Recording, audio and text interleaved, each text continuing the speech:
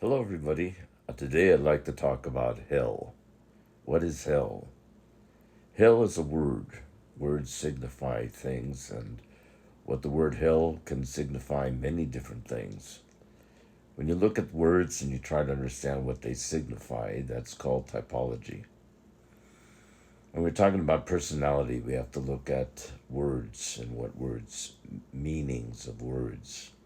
We start with the origin of the word, which is called etymology. Look at the meaning is starts with not with the dictionary, but with the etymology of a word. How the word come to be used as a word?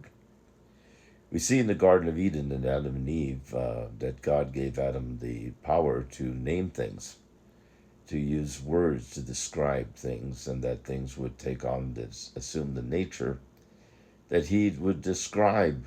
And so he gave Adam the power of creation, the power to create, the power to judge and make decisions and choices for himself.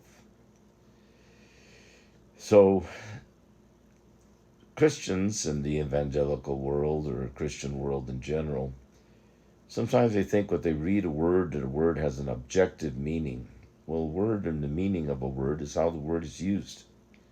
And even in the Bible, words can have different meanings, like the word hell could be a place where you're cast off. Gehenna means the outskirts of town where you throw the garbage and all the things have no value or sort of discarded in Gehenna, in hell. Hell could also mean prison, being imprisoned in some way, like the children of Israel were imprisoned or enslaved by the Egyptians. And the story of the Egyptians is the same story as Adam and Eve, who were imprisoned by the serpent in the garden once they obeyed the serpent and lost their own free will and judgment to choose their own life course and destiny. So the religious Christians sometimes associate words with objective meaning, and so they believe in an objective truth. And then you have those that believe that truth is not objective, truth is relative. So there's has all these different relative meanings, and then they try to argue about truth in those terms. I think the answer is somewhere in the middle, somewhere in between. It's not either objective or relative. It is what the philosopher Soren Kierkegaard called truth is subjective. In other words, I'm going to perceive the truth differently given my personality, and how your personality might perceive things may be different from mine. And so, although we have different perceptions, we also have the ability to arrive at the understanding that it's my perception of the truth that I am debating, and that there can be other perceptions as well that could also be true. So the word hell can have different meanings, and it doesn't solely mean the life hereafter, that you either go to heaven or you go to hell. You could have been living your entire life in hell, or in heaven, depending on your perception and how you use your perception to understand or perceive the world around you. And so this brings us to the concept of sin, our own nature, and how we're led astray by our own inclinations and biases and tainted views, rather than clarifying our perceptions and misconceptions that we retain and hold about ourselves and the world around us and of other people. We tend to make it more and more and more complex by projecting our own biases and prejudices onto others. That's why I have that little cartoon up here of Donald Trump, because right now I think he's in political hell, and in his own way he's in hell, because he can't project all of his shit on the world and the United States and on you and I, or certain political affiliations and beliefs. At some point or the other, he's going to have to look at the mirror and see what's in the mirror, and not just consult with what's in his head. Now, this is true about all of us, myself included. We all spend time in hell. Christ, speaking of hell as imprisonment, once said that you won't get out until you've paid the last farthing. And so, so a lot of us have been there, been in hell. It's a matter of, do you want to get out of that hell?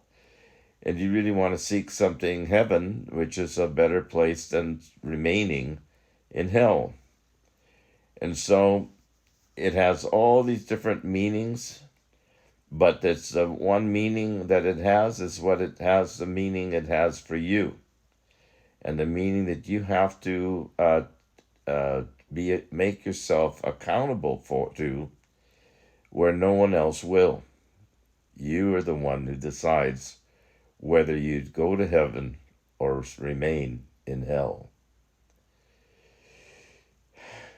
So I'm saying these things because I want you to seek the truth and know what is true for yourself. This is where I can't tell you what to believe. I can't tell you what to do. But you have to want to have the freedom first, claim the freedom that God's given you to have sovereignty, to have at your own will, so then you may freely be able to give your will to God or to do those things that are good for you. That's what I recommend. So how do we avoid hell and go to heaven? How may we all go to heaven? That's the big one. How to go to heaven?